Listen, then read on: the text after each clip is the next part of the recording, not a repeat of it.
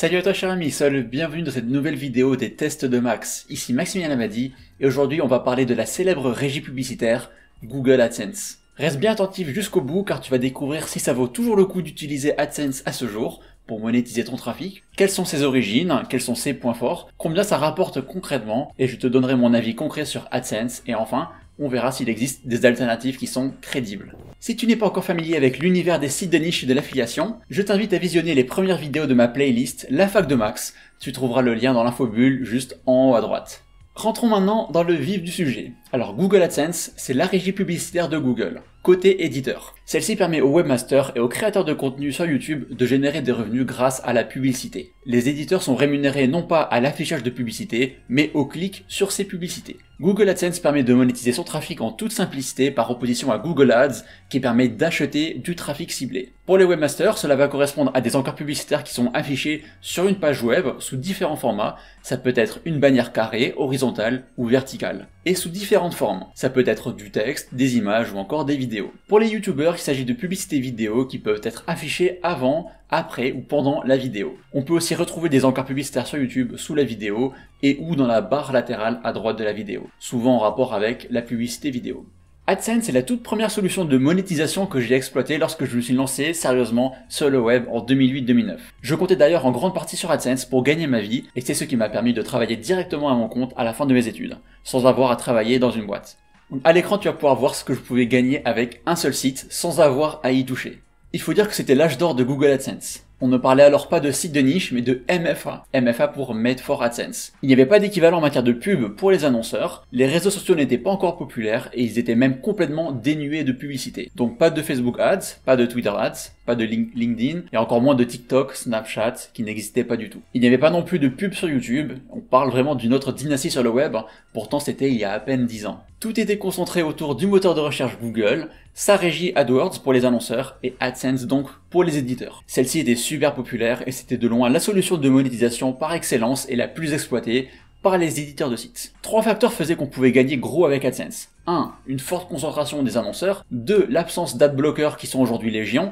Et enfin 3. Le ciblage marketing facilité. Tous ces éléments faisaient que les CPC, ou coût par clic, étaient très juteux et que les CTR, ou taux de clic, étaient très attractifs. Autant te dire qu'avec quelques compétences SEO, tu pouvais générer un SMIC mensuel sans trop de difficultés. Alors, la question qu'on se pose tous, c'est combien ça rapporte aujourd'hui AdSense ? Commençons par la valeur d'un clic sur une annonce. Celle-ci est déterminée sur la base de l'offre sur AdSense et de la demande sur Google Ads. Certains mots-clés où on a une forte compétition peuvent rapporter plusieurs euros par clic, mais d'autres sans aucune concurrence peuvent ne rapporter que quelques centimes. Pour connaître le CPC moyen pour les annonceurs Google Ads, je te recommande d'utiliser Keyword Finder, qui s'écrit KW Finder, qui est à mes yeux le meilleur outil d'analyse de mots-clés. Tu disposes ainsi du nombre de recherches mensuelles, d'un indice de compétitivité SEO, du CPC sur Google Ads moyen, des mots-clés connexes, des tendances de recherche et plus encore. Mais Keyword Finder, il n'est pas le seul outil qui va te permettre de savoir le CPC Ads, on a aussi SEO Cockpit, SEMrush ou encore Ubersuggest. Pour te faire une idée de combien tu peux gagner par clic sur telle ou telle niche, tu peux te baser sur le CPC moyen Google Ads et tu divises ce chiffre par 2. Google annonce reverser 68% des revenus aux éditeurs pour les pages de contenu, mais ça me paraît plutôt optimiste. Je te propose maintenant qu'on décortique ensemble les revenus AdSense de tous mes sites au cours de ces 3 dernières années, en se focalisant sur les sites thématiques sur lesquels je suis le plus présent. On va analyser 3 métriques importantes. Le RPM, page moyen, c'est-à-dire le revenu moyen par millier de pages vues. Deuxièmement, le CTR moyen, qui va être le taux de clic sur les pubs. Et enfin 3, le CPC, c'est-à-dire combien rapporte chaque clic en moyenne.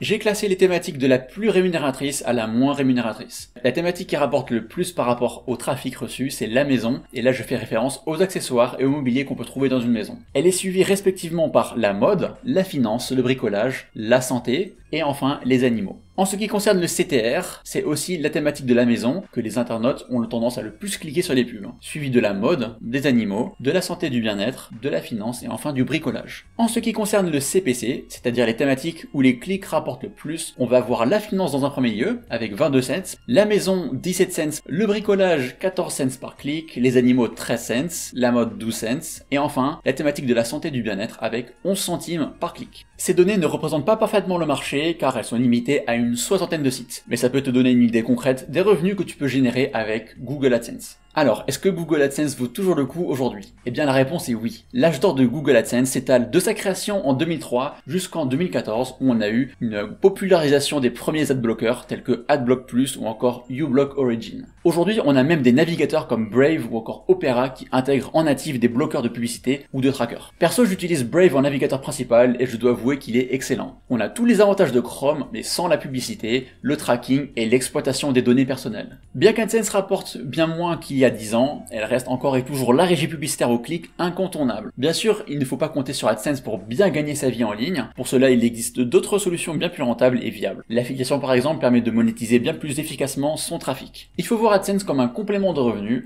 en plus du reste, ou comme l'option par défaut quand il n'y a pas d'autre moyen de monétiser son trafic. Si tu abordes par exemple des sujets informationnels sur lesquels tu n'as aucun produit ou service pertinent à promotionner, eh bien AdSense sera l'option de choix. Tu pourras compter sur le système de tracking de Google AdSense pour essayer de proposer des publicités pertinentes aux visiteurs en fonction de ses intérêts. Pour cela, Google va se baser sur son historique de recherche. Alors, existe-t-il des alternatives crédibles à AdSense? Eh bien, il y a 10 ans, on avait accès à une multitude de régies publicitaires qui rémunéraient au clic ou à l'affichage. Mais concrètement, aucune n'arrivait à la cheville de Google AdSense. Et c'est ce qui fait qu'elles ont progressivement disparu avec le temps. Seule une petite poignée de régies ont su s'adapter aux évolutions du marché et se démarquer d'AdSense. Je pense notamment à Outbrain, Taboola et Ezoic. Les deux premières s'adressent avant tout aux éditeurs de sites importants qui enregistrent plus de 500 000 pages vues par mois. On les retrouve d'ailleurs assez souvent sur les gros médias français tels que Le Monde, Le Figaro, 20 minutes, Le Parisien ou encore Allociné. Toutes deux très similaires, Outbrain et Taboola se sont spécialisés dans les contenus sponsorisés avec la mise en avant d'articles putaclic en fin de contenu. Donc si tu as un site à très fort trafic, je te recommande de t'orienter vers une de ces deux solutions, car elles sont susceptibles de rapporter plus qu'AdSense, notamment grâce à un CTR qui doit être bien supérieur. Bien plus accessible, la troisième option est Ezoic. Lancée en 2013, Ezoic est une plateforme publicitaire montante qui se présente comme une alternative crédible à Google AdSense. Ezoic opère en France et dans plus de 100 pays dans le monde. Et la devise d'Ezoic, c'est de se surpasser les revenus que tu peux générer avec AdSense. Les résultats sont assez variables d'un site à un autre, mais tu peux t'attendre à réaliser plus de 20, voire plus de 50% de revenus par rapport à AdSense. Ezoic est plus complexe à mettre en place qu'AdSense, cela te prendra au moins 10 minutes par site, et tu devras prendre contact avec ton account manager pour optimiser au mieux tes encarts publicitaires. Il sera intéressant de mettre en place Ezoic sur un site qui a déjà un trafic confortable, c'est-à-dire au moins 10 000 pages vues par mois, autrement privilégie Google AdSense pour sa simplicité. Si Ezoic t'intéresse, tu trouveras mon lien affilié juste sous la vidéo. Pour conclure, Google AdSense est une régie publicitaire au clic qui est vraiment solide, fiable et efficace. À l'instar d'Amazon partenaire en affiliation e-commerce, tu pourras compter sur AdSense pour tirer de la valeur de ton trafic et recevoir des virements en temps et en heure chaque mois. On arrive déjà au terme de cette vidéo sur Google AdSense. Si elle t'a plu et qu'elle a répondu à plusieurs de tes interrogations, alors ne manque pas de laisser un pouce bleu pour améliorer le référencement de cette vidéo et pense à t'abonner à la chaîne pour ne pas manquer les prochaines vidéos à venir. Prends bien soin de toi et je te dis à très bientôt. Ciao!